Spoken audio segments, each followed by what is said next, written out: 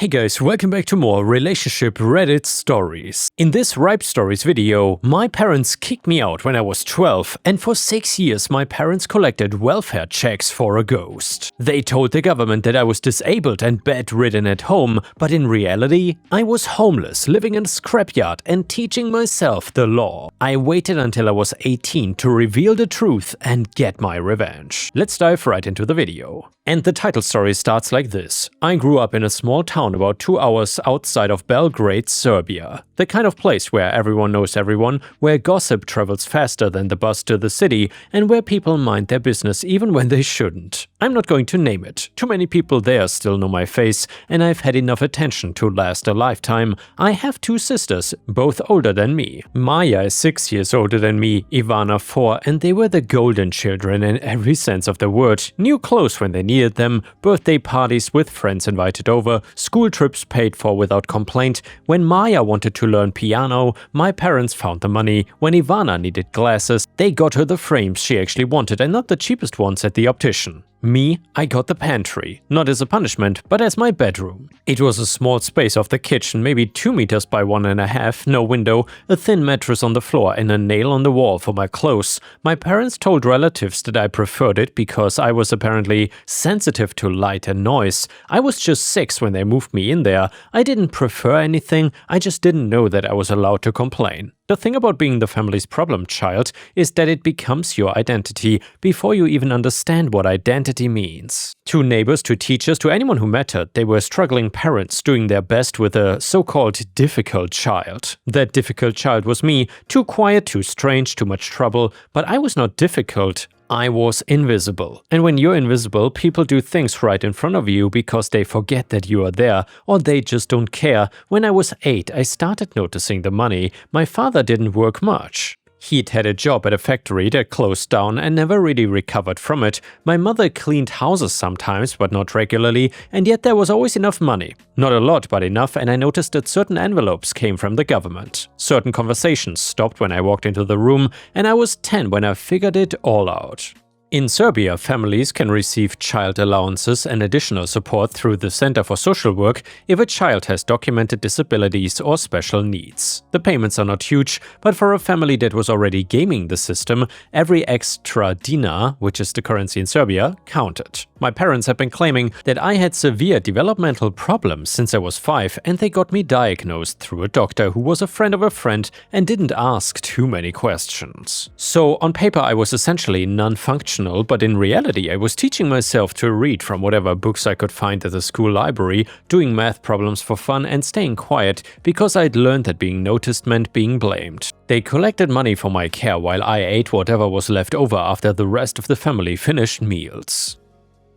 I want to be clear about something. I did not hate my sisters, not then. I was jealous, yeah, because I watched them live a completely different life in the same house and I didn't understand why, but I thought maybe I really was the problem. Maybe I really was broken somehow and that's why things were different for me. Kids believe what they are told, especially when the people telling them are supposed to love them. However, that all changed when I was 12. I don't remember exactly what triggered it. I think Ivana had gotten a new phone, one of those early smartphones that were becoming popular back then. Essentially, I asked her if I could use it to look something up for school, and my mother acted like I'd asked to set fire to the house. "You don't need that," she said. "You wouldn't understand it anyway." Something cracked in me. I told them it was not fair. I told them I knew about the money they got for me.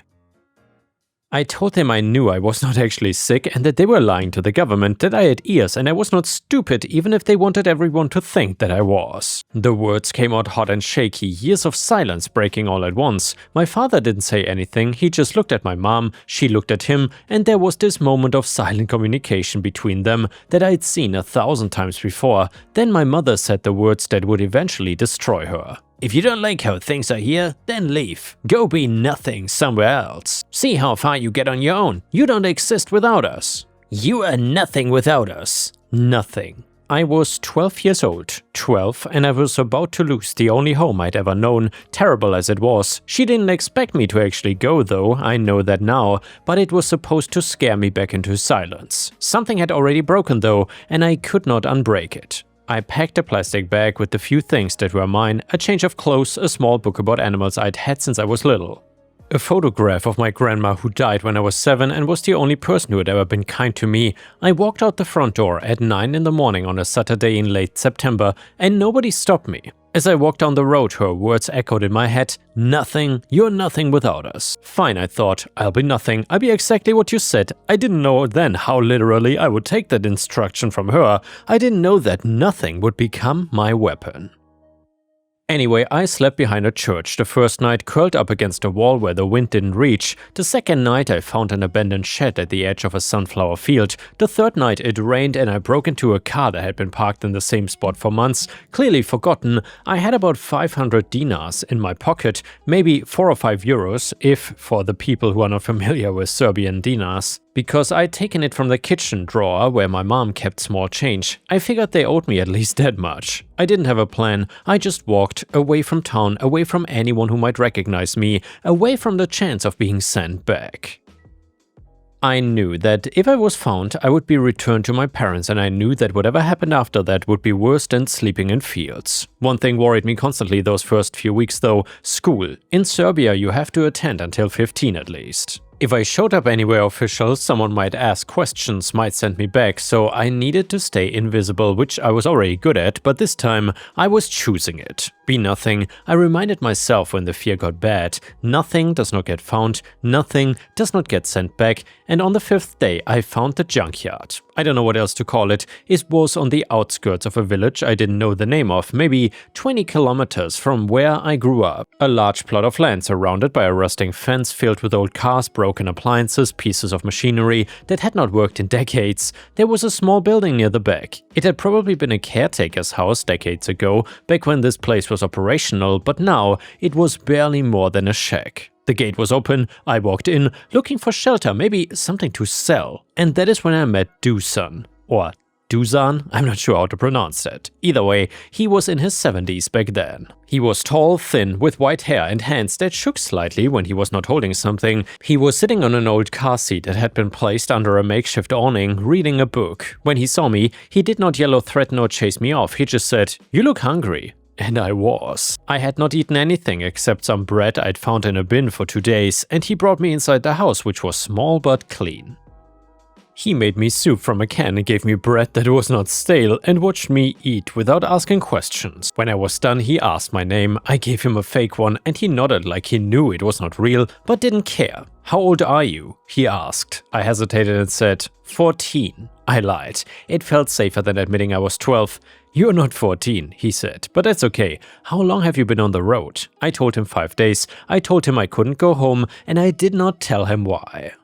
He said I could stay the night, and that night turned into a week, then a month, and Dusan, I learned, had been a lawyer in Belgrade, a good one apparently. He had handled property disputes, contract law, the kind of work that requires knowing exactly how systems function and how they fail, and he had retired 20 years earlier after his wife died and had bought this land for almost nothing. He collected junk because he liked fixing things. Also, he lived alone because he had gotten used to it, and he never asked me to leave. After 3 weeks, he sat me down, made me an offer. "I'm not gonna be around forever," he said, "and you need a place to be. I cannot legally adopt you without involving the authorities, but I'm guessing you have reasons for staying away from authorities." And I nodded.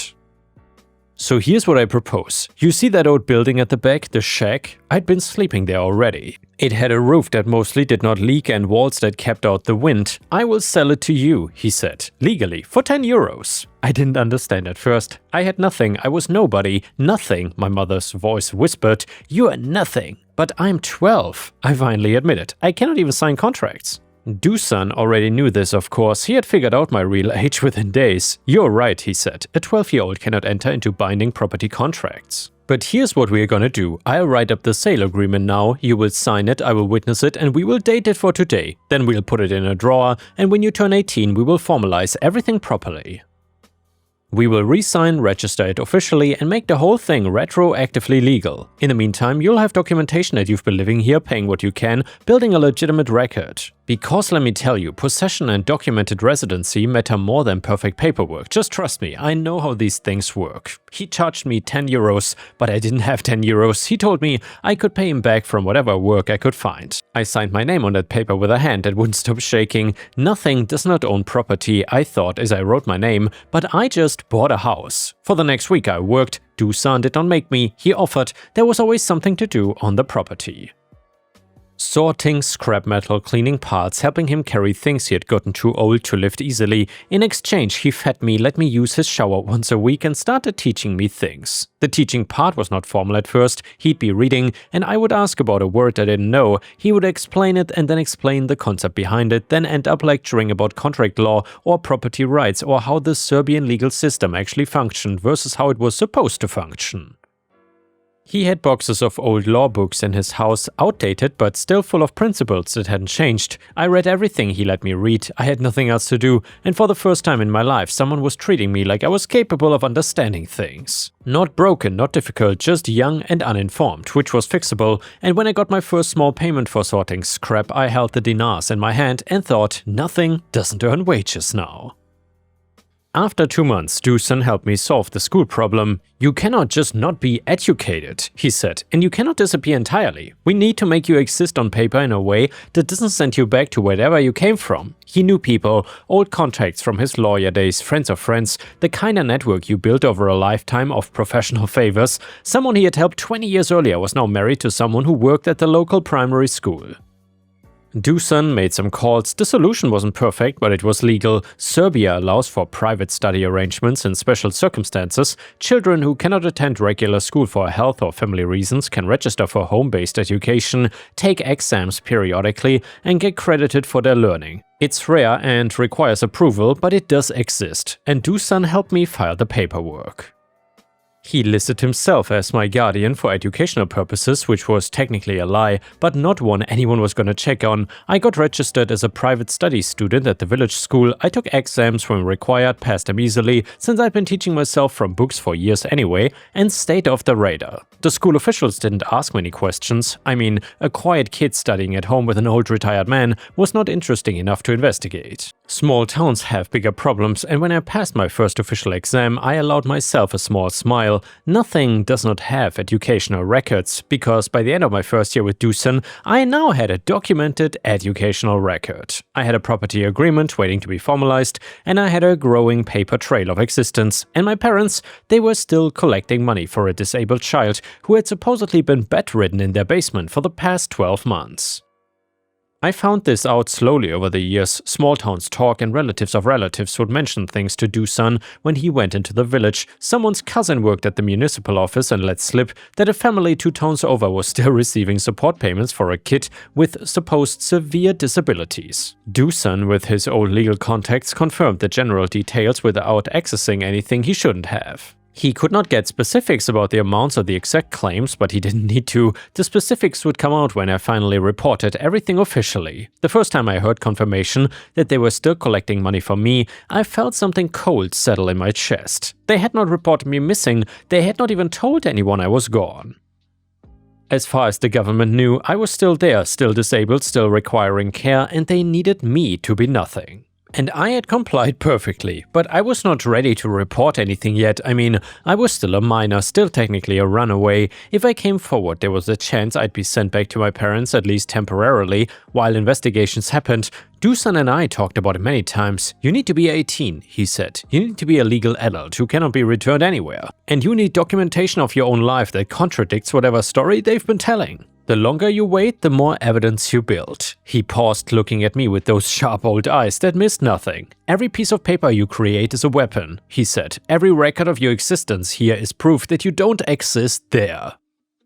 When the time comes, your nothing will destroy their something. So I waited and I built. Every document became a brick in the wall I was constructing. Every piece of paper was another nail in their coffin. I was not just surviving anymore. I was building a case. Years passed differently on that junkyard than they had in my parents' pantry. I learned to repair small engines, I learned to weld, badly at first, then better, and I learned which scrap metals were worth selling and which buyers paid fairly. Dusan paid me small amounts for the work I did, always documented, always official enough that it counted as income. When I turned 15, I started working a few hours a week at a mechanics shop in the village. The owner was another old friend of Dusan's and didn't ask questions about my background. Every dinar I earned, I recorded. Every job I did, I documented. I saved receipts like they were holy texts.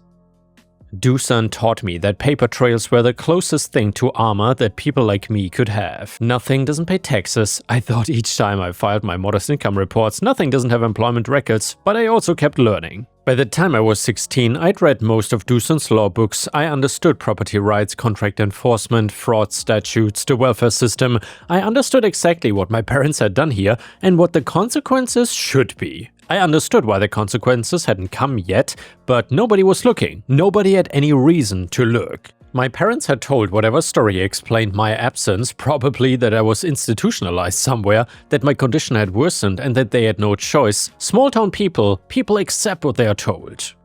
The system that was supposed to track children like me had lost me in the gap between their lies and my silence. The system has two versions of you, Dusan explained one evening. There's the you that exists in your parents' paperwork, disabled, homebound, and requiring constant care. And then there's the you that exists here, working, learning, building a life. Right now, those two versions don't know about each other, but someday you're gonna introduce them. I thought about that a lot. Two versions of me living parallel lives, essentially. The nothing my parents claimed I was and the something I was becoming. When I was 17, I started fixing up the shack. It was still legally gonna be mine. Dusan's health was declining, unfortunately, slowly but visibly, and he'd made it clear that our agreement would be formalized the moment I turned 18. I wanted to make the place worth having. I replaced the roof section by section, buying materials with money I had saved. I fixed the walls, added insulation, ran proper wiring with help from an electrician who owned Dusan a favor. I built a small bathroom where there had been nothing but a bucket before. It was not fancy. It was not even particularly good by most standards, but it was mine, and I'd made it with my own hands and my money and my time. Nothing does not renovate property, I thought, hammering in the last nail of the new roof. Nothing does not build anything. On my 18th birthday, Dusan and I went to the municipal office together. We filed the property transfer paperwork officially. The sale agreement we had signed 6 years earlier was witnessed and registered. The land and the small house on it became legally mine, purchased for €10, properly documented. I was a property owner at 18. I had 6 years of tax records, employment history, educational documentation, and residency proof. I also had no official identity. That was the problem. I'd existed in a shadow space for 6 years. I had paperwork with my name on it, but I didn't have a national ID card, and I didn't have a passport. I had never registered for anything that required the government to look at me directly and confirm I was who I said I was. So it is time, Dusan said that evening. We were sitting on his porch watching the sun go down over the junkyard. You need to get your ID card. I know. You know what's gonna happen when you do. And I did know. We had talked about it for years. The moment I walked into a government office and applied for identification, the system would try to reconcile two different versions of me. Number 1, the disabled child living at my parents' address, the property-owning adult living here. They will see two different addresses. Dusan said, 2 stories, 2 completely different lives, and they'll have to figure out which one is real. Well, mine is real, I said. I have 6 years of proof. He smiled, that quiet smile he had when he was proud of something. Yeah. You do. You built your existence one document at a time while they were collecting money for your non-existence, and when those two realities collide, theirs will collapse. I looked at him. You planned this from the beginning, didn't you? I gave you the tools, he said. You built the weapon. All I did was teach you that paper does not lie, even when people do. I thought about my mother's words all those years ago. Go be nothing somewhere else. I'm gonna show them exactly what their nothing became, I said. I applied for my identity card 3 weeks after my 18th birthday. I walked into the municipal office with a folder containing 6 years of documentation, property records, tax filings, employment history, educational transcripts, every piece of paper I had accumulated since I was 12 years old. I filled out the forms with my real name, my real birth date, and my real info. When the clerk asked for my current address, I gave her the address of my property, the shack that had been legally mine for 3 weeks and practically mine for 6 years. She processed my info without any issues at first. It was only when she entered my details into the system that her expression changed. There's a discrepancy, she said, frowning at her screen. What kind of discrepancy? You're already registered at a different address. It says here that you're receiving home-based care and education at… She read off my parents' address. The house I'd walked out of 6 years ago, the house where I had slept in a pantry and been told there was nothing. That is not correct, I said. I kept my voice calm. I had rehearsed this moment 100 times. I have not lived at that address for 6 years. I've been living independently at my current address since I was 12. Since you were 12? I opened my folder. I have documentation. Property records showing I've owned my residence since, well, the agreement was signed when I was 12, but it was formalized this month. Employment records going back 4 years, tax filings, educational transcripts from the local school, 6 years of proof that I've been living somewhere else entirely. She stared at the stack of papers, then she stared at her screen, then she called her supervisor and the supervisor called someone else. Within an hour, I was sitting in a back office with 3 different officials, all of whom looked increasingly uncomfortable as I laid out my documentation piece by piece. "Let me understand this," one of them said. "You're saying you left your parents' home at age 12, have been living independently ever since, and have documentation proving continuous residence at a different address for 6 years? Yeah. And during that time, your parents have been claiming you were living with them?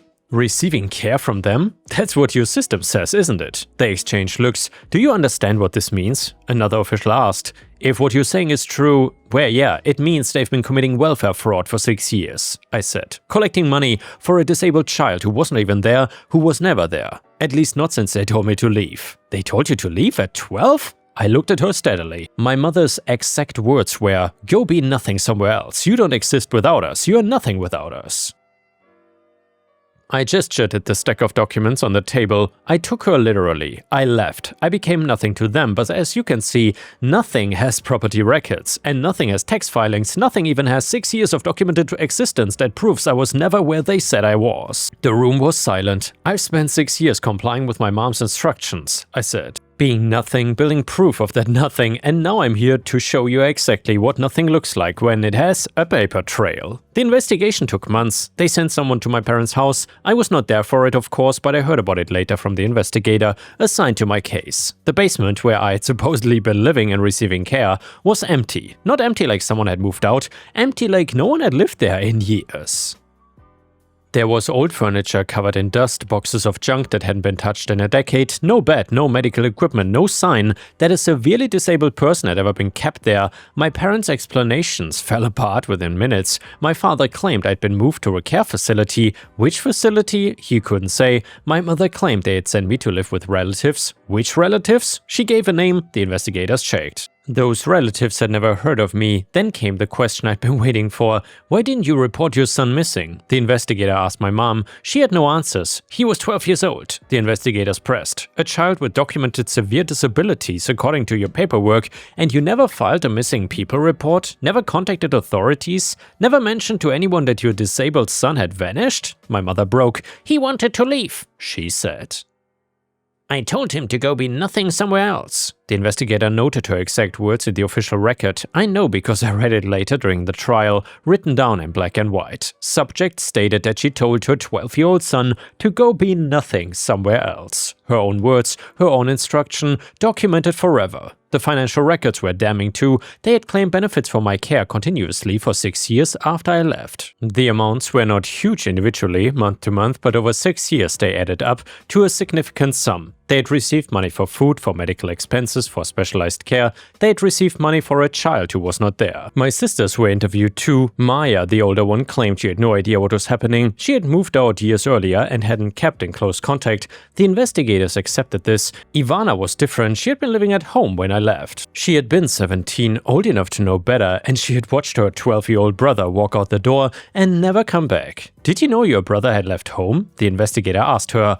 Yeah, I saw him leave." "And you didn't report this? Didn't tell anyone that a 12-year-old kid had been thrown out of the house?" "I thought he would come back. I thought our parents would handle it." "Handle it how?" "By continuing to collect disability payments for 6 years?" She had no answer. The look on her face told me she understood exactly how it sounded. She was not charged with anything, but that testimony followed her. It followed all of them. My parents were charged with welfare fraud, fraudulent documentation, and child neglect. The trial took almost a year. I testified twice. The second time was the one that mattered. The prosecutor asked me to describe the day I left home. I told the story I had told many times by then, the confrontation, the accusation about the money, my mother's response. "Can you tell the court exactly what your mom said to you?" the prosecutor asked. I looked at my mom for the first time since the trial began. She was staring at the table in front of her, refusing to meet my eyes. She said, "If you don't like how things are here, then leave. Go be nothing somewhere else. See how far you get on your own. You don't exist without us."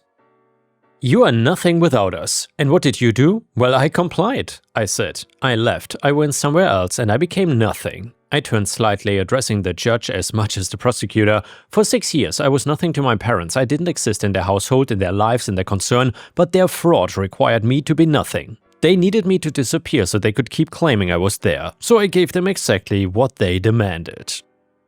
I became nothing in their world while I built something in my own." I gestured to the evidence table where my 6 years of documentation had been entered as exhibits. Nothing owns property, nothing pays taxes, nothing has employment records, and educational transcripts and a paper trail that proves I existed somewhere else entirely while they collected money for my ghost. They told me to be nothing, and I complied so thoroughly that the entire story collapsed the moment I tried to exist again. The courtroom was silent. My mother told me I was nothing without them, I said, and she was wrong. I was something without them. They were nothing without me, without the lie of me, and now everyone knows it. I sat down. My mother still wouldn't look at me. Their defense was predictable. They claimed I was mentally ill.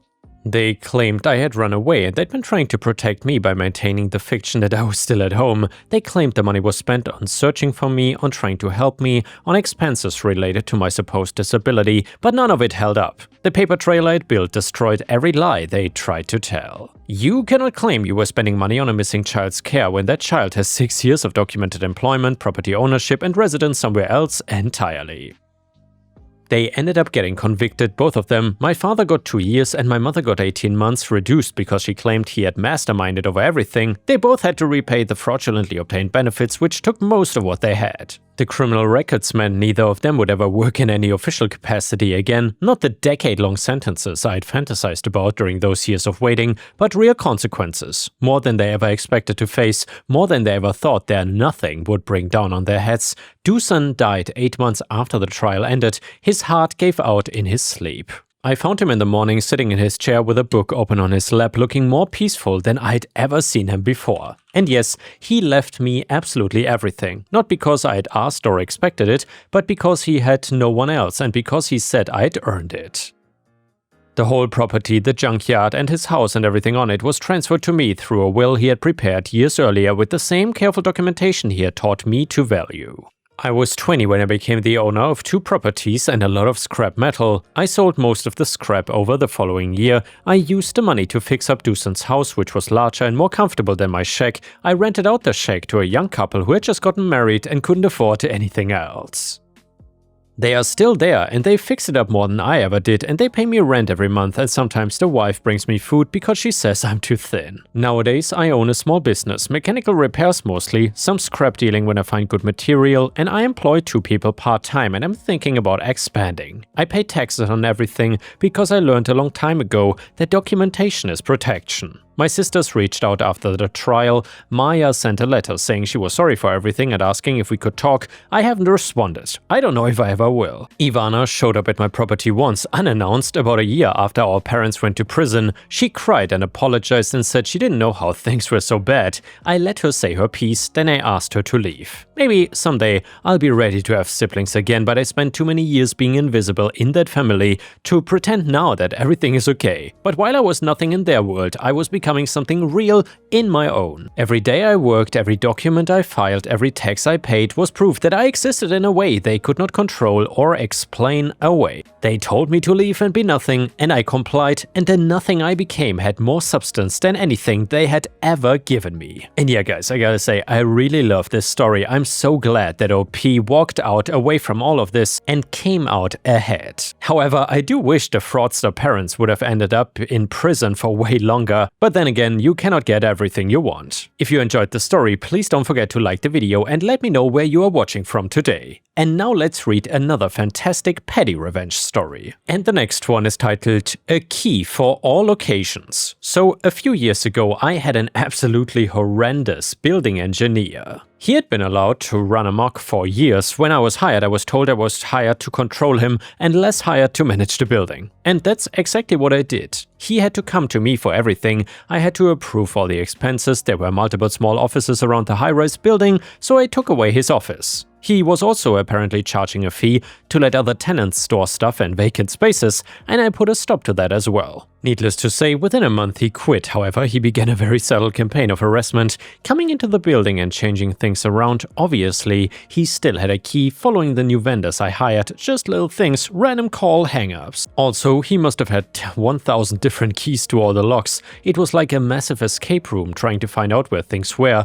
Go to room A to get a key for a box in room B to open door C. I ended up just rekeying the entire building, which was completely worth it. Now insert my petty revenge. Finally, after getting all the locks changed and removing all the 1000 of stored doorknobs and keys, I came up with an idea. I called a friend of mine with a print shop and asked them to print tag labels for keys. On those labels it read, "If found, call for reward." His phone number. I attached all 250 labels to 250 keys. Slowly over the next year, I systematically dropped keys all over the place, not just in our area, but because I also travel, I would drop them in other cities as well. I would leave them in bathrooms, I would leave them next to coffee machines at convenience stores, I would leave them on top of gas pumps, the doctor's office next to the sink, a few times even left them on top of the luggage kiosk at the airport. We went on 2 cruises and a good 20 plus keys got left in various places on both of those cruises. I spent a year just casually leaving these keys all over the place and half the country. Once in a while, I would stalk his Facebook page and he would talk about these keys, or well, he would rage about the keys in the phone calls. Best petty revenge with absolutely no way to trace it back to me. And yeah guys, thanks for watching. I will see you again tomorrow, and don't forget to check out my endless playlist on the left.